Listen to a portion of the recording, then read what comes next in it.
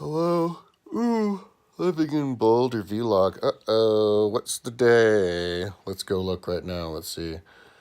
It's on Friday, 12:37 p.m. on March 1st. March 1st. So, um, I got up not so long ago. I was working at night until I don't remember what time at night. Um, so I think yesterday what I said was yesterday was the first day that I started Google Earthing Rome, the seven cities of Rome. And yeah, yesterday was kind of figuring out, a lot of it is what I wanted to make it look like. I decided to I wanted to make fences around it. I wanted to make a way to demarcate the hills in a way that makes it look realistic, but also makes it clear what you're looking at, not where everything's camouflaged in together. Uh, I'm looking for a good mix, a good balance between realism and demonstration. Realism and then making it like a map. I think there's a good balance. When you look at people's maps on Google Earth and stuff, you click map or satellite version, and so I'm making something in between. So yeah, with my polygon tool. So I built I built all of the hills. I built fences around all the hills, and then little trees that go up, and you know, give it a certain opacity. And yeah, I like how it looks.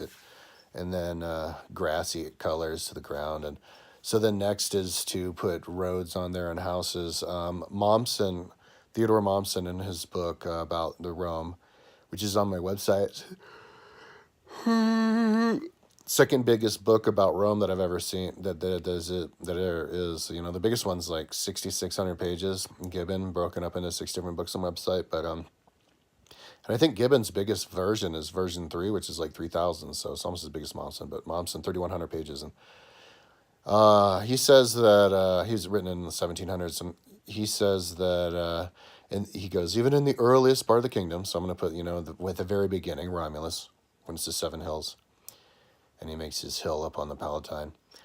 Rome controlled an area of 115 square miles, and which is about 20 kilometers across. And yeah, which is according to my little area chart, your typical like kingdom, small kingdom. I think that's about the size as half of Boulder County. So and that incorporated Rome and I think 6 other towns that existed in those times. So and then Rome, of course, is 7. So 7 villages. So it was 7 plus 6, so 13. And so he said 3,300 people and 10,000 free people. And so I don't know what he meant by, if he said free people, that meant there would have been slaves. Then I have to decide, well, how many slaves? Rome was 35 to 40%, but I don't think it was that high at the very beginning of Rome, although there was slavery at the beginning of Rome, because Romulus made a law that said that people could sell their children into slavery. So I haven't just sat around and been into a definitive decision, but I'm just thinking right now maybe 20%. So if it's 10,000, that would have been 12,000 people.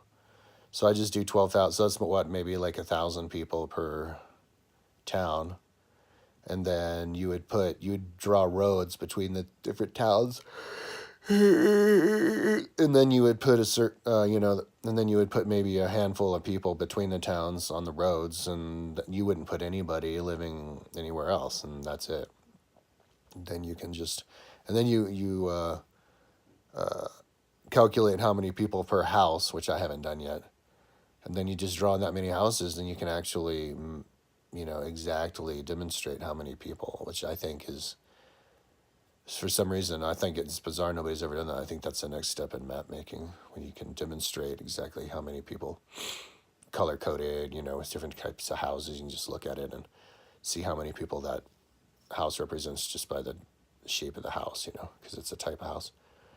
because you have that balance between realism and demonstration. So uh, I